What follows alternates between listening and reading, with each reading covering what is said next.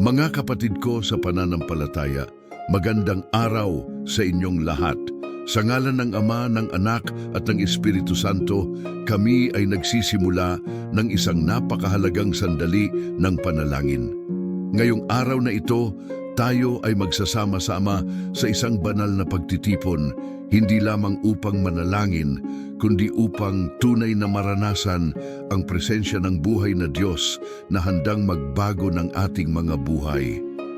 Ang panalangin na inyong maririnig ay isang espesyal na pagsusumamo para sa himala ng pagbabago.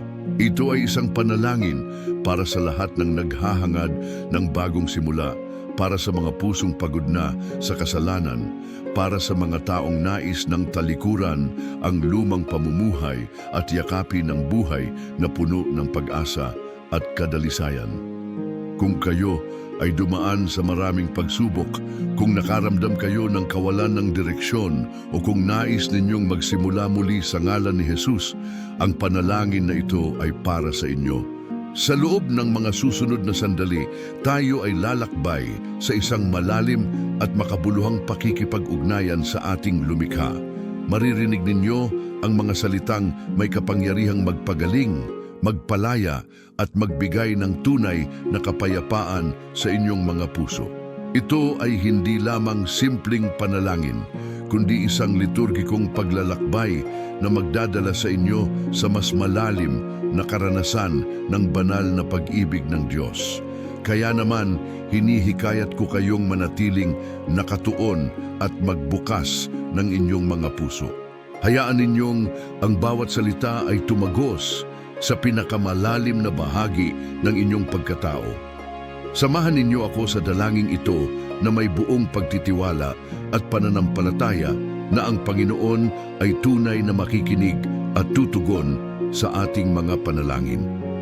At bago tayo magsimula, nais kong hilingin sa inyo ang isang simpleng tulong na napakahalaga sa patuloy na paglago ng kanal na ito.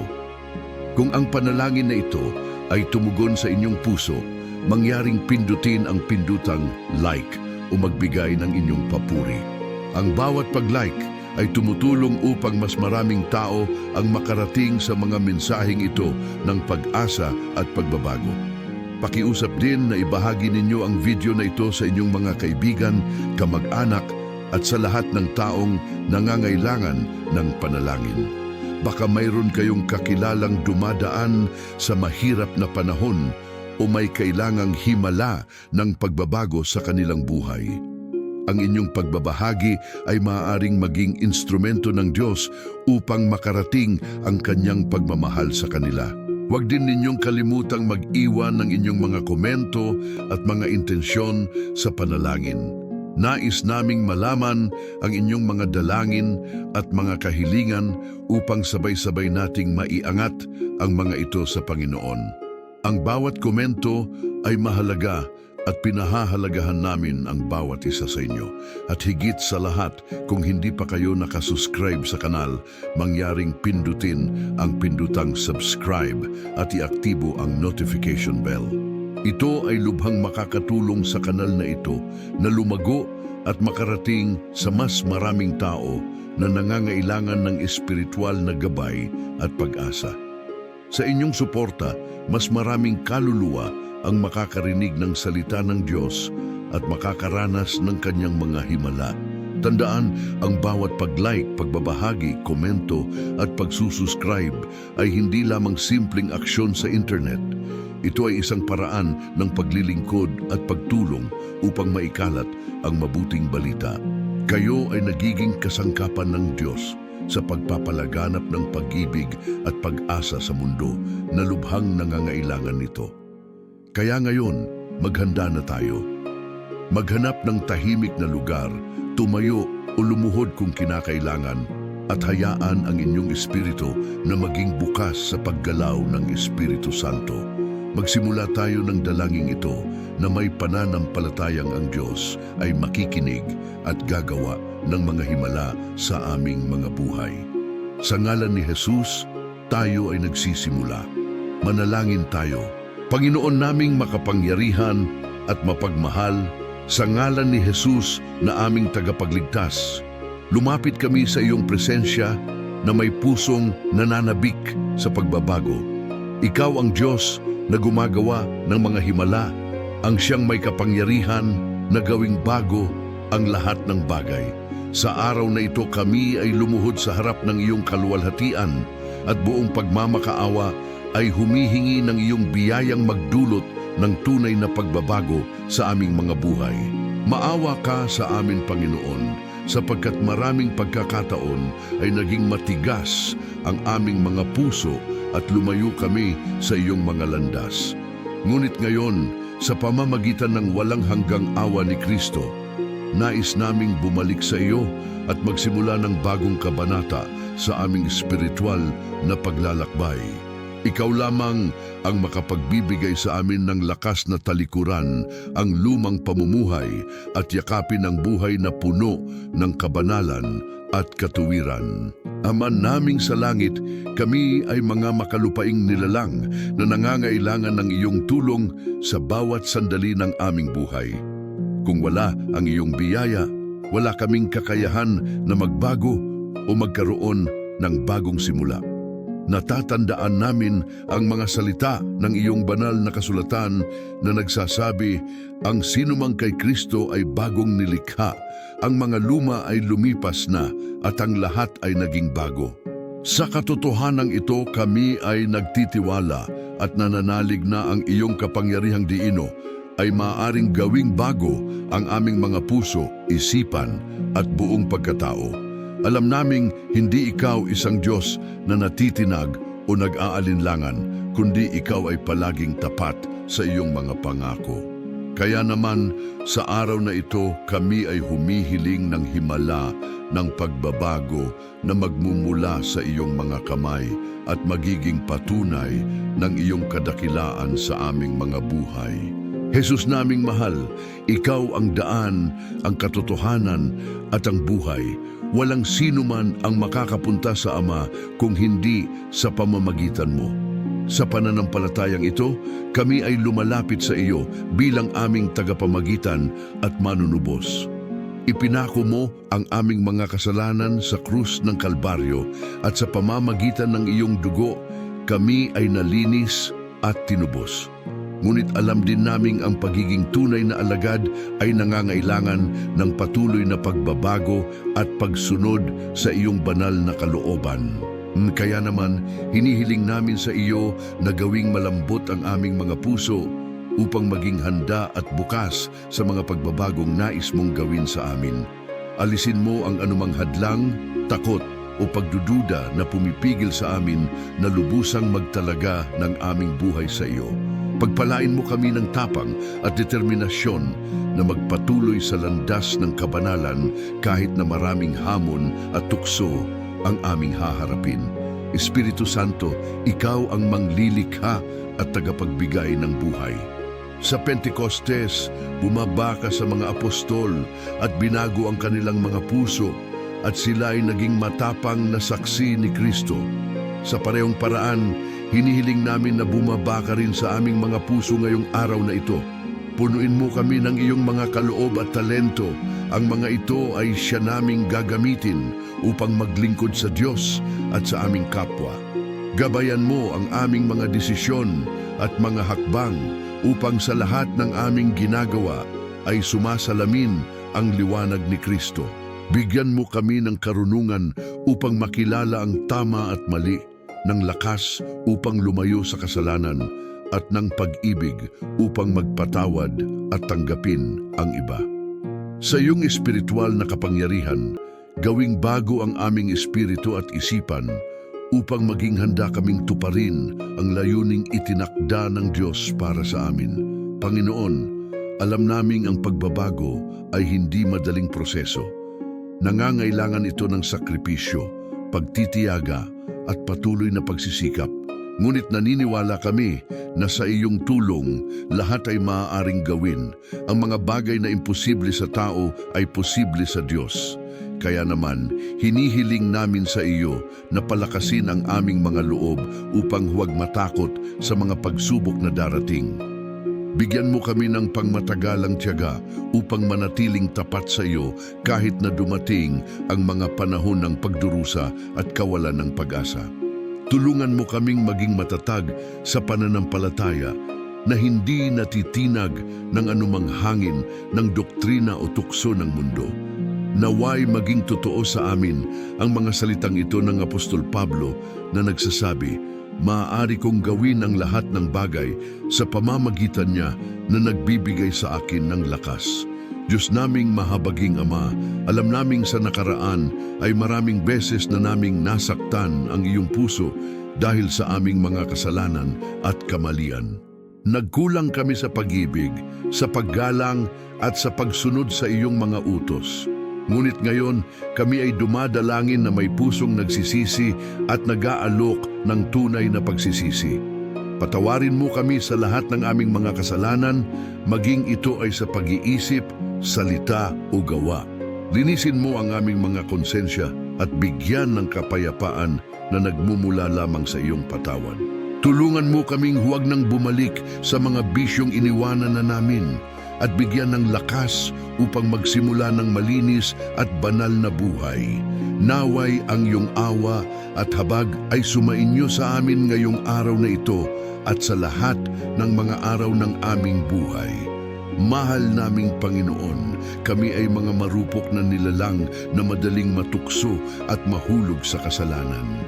Ngunit hindi namin gustong manatili sa kadiliman ng pagkakasala. Nais naming mamuhay sa liwanag ng iyong katotohanan at kabanalan. Kaya naman hinihiling namin sa iyo na bigyan mo kami ng mga pagkakataong makapagbagong buhay at magsimula muli. Huwag mo kaming pabayaan sa aming kahinaan, kundi damayan mo kami at gabayan sa bawat hakbang.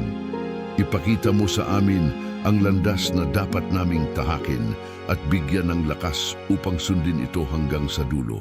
Natatandaan namin ang mga salita ni Jesus na nagsasabi, ang naghahanap ay makakakita at sa kumakatok ay bubuksan.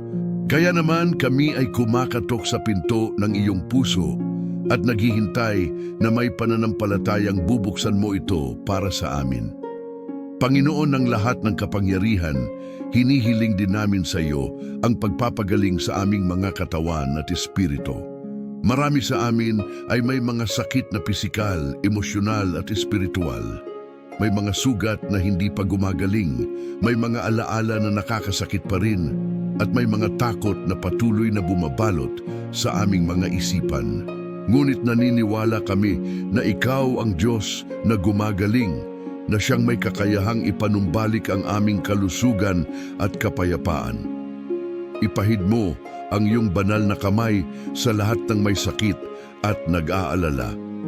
Bigyan mo sila ng ginhawa at sigla at alisin ang anumang karamdamang dumarating sa kanila. Naway maranasan nila ang iyong mapagpalingong pagmamahal at makabalik sa tamang kalagayan ng katawan at isipan. Ama naming makapangyarihan, alam din naming marami sa aming mga pamilya ang nahaharap sa iba't ibang uri ng suliranin.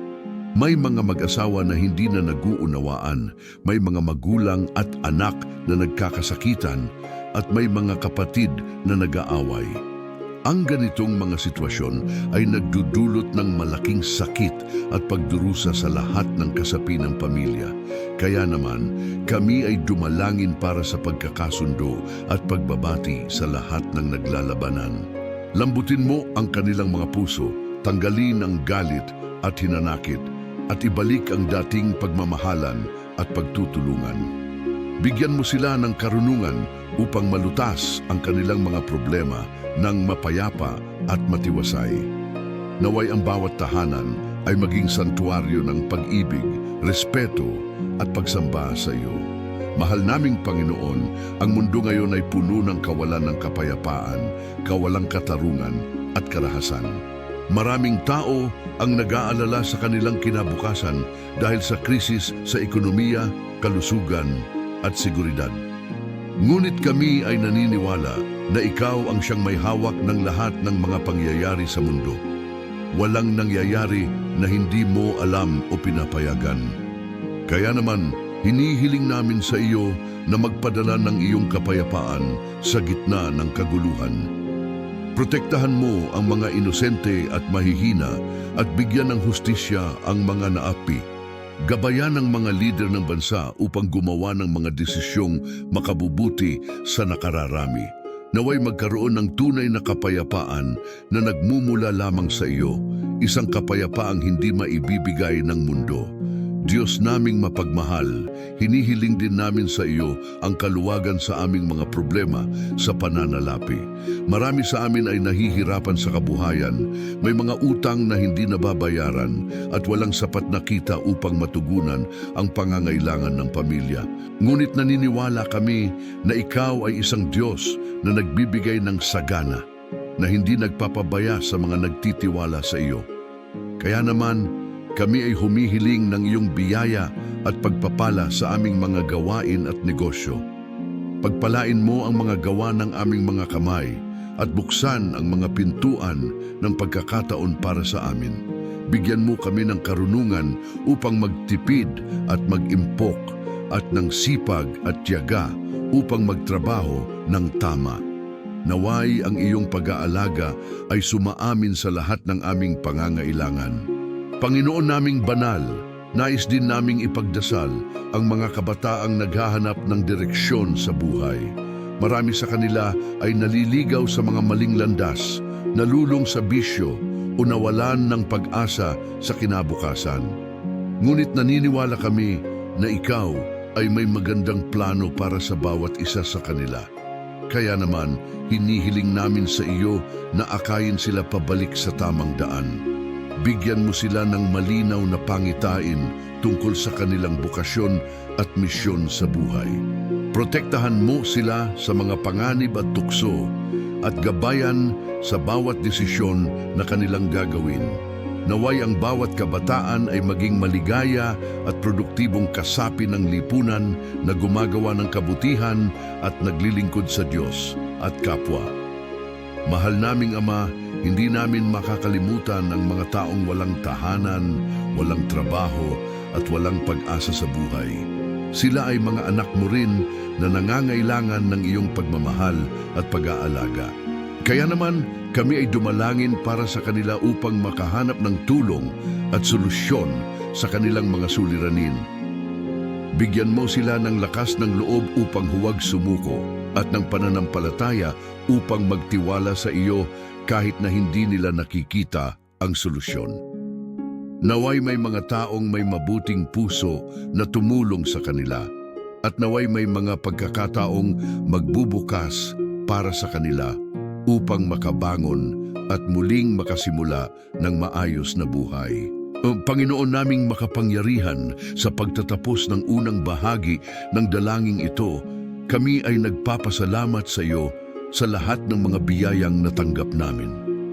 Salamat sa buhay, sa kalusugan, sa pamilya, at sa lahat ng bagay na ipinagkaloob mo sa amin. Kahit na maraming pagsubok at hirap sa buhay, alam naming ikaw ay laging nariyan upang damayan at gabayan kami. Kaya naman, patuloy naming ihahayag ang iyong kabutihan at kadakilaan sa lahat ng mga tao.